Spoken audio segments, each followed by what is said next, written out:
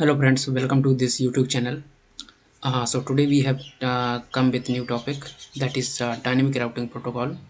Dynamic routing protocol, we have multiple routing protocol like BGP, EIGRP, and RIP and OSPF. So first of all, we will learn about routing information protocol, RIP.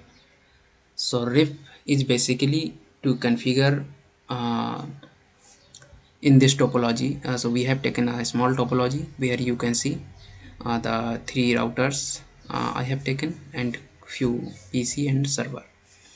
So these end device is not required in this topology to for this routing information protocol, but at least we are doing some good practical in this topology. So we need some this PC from where we will ping to each other and want to check if ping gets successful or not. Okay, so I have assigned IP address for each device. You can see IP address are written in the pictorial graph, but it is not assigned in the these interface of these routers. So let's go and configure on these routers. And but I have configured IP address on this PC. So this PC also and this server also. It is quite easy to configure in this PC and server. Go to on the PC and desktop mode and IP configuration. So where you will see you can configure. So it is not configured in these routers. So go and configure. Go to on router green CLI mode and enable config terminal and first interface. So first interface is gig 0/0 interface gig 0/0 IP address 192.168.1.1 no shut. So you can see your interface is up now, and same configuration needs to be done on gig 0/1 and gig 0/2 with the IP address of 3.1 and 2.1. So config t interface gig 0/1 IP address 192.168.3.1 and 255.255 no shut. So it will take more time because we have a lot of interface where we have to configure these IP address. So let's configure in quick way, and next part is routing protocol that we will go in detail. Stay tuned.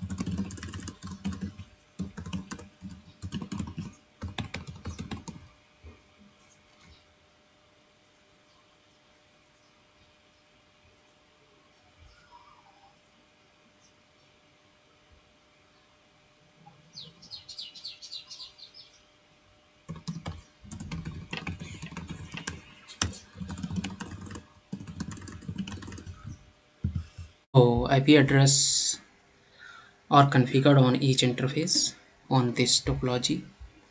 So now next part is how to configure RIP route. Before going further, let's check if we are able to ping or not.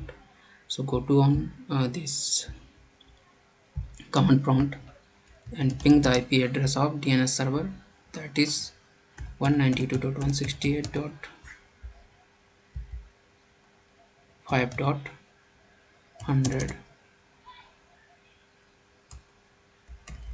and let's make it unlimited. So you can see destination host is unreachable. So go to this router configuration and configure routing protocol RIP on this. So config t and router RIP in packet tracer version 2 is currently available. So version 2 and network all connected network have to configure there. So configure this 5.0, 2.0 and 4.0.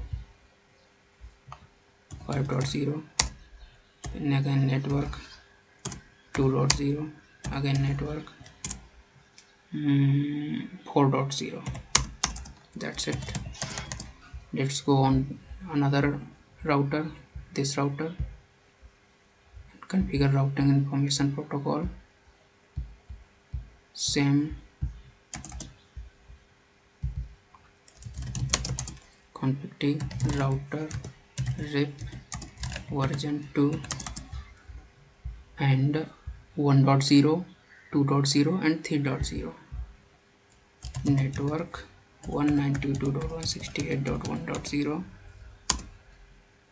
2.2.0 and 3.0.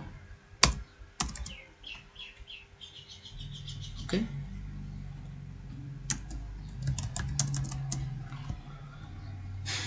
Also go to on this router as well, configure for 4.0 and 3.20. So you can see reply is coming now, because the network adjacency has been established for this, because of the you have configured routing information protocol on this router and this router, so they are able to ping each other. You can see reply coming. Let's check if this server is able to ping this router or not. So go to desktop and command prompt ping, make it unlimited. Ping the router IP is 3.2.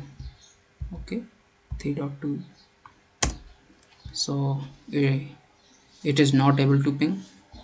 So what should we do? We have to do on this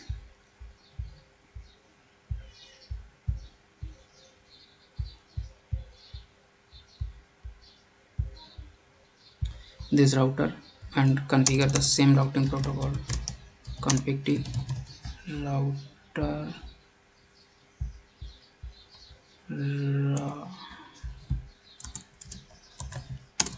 router RIP version 2, network is 192.168.3.0 and 4.0.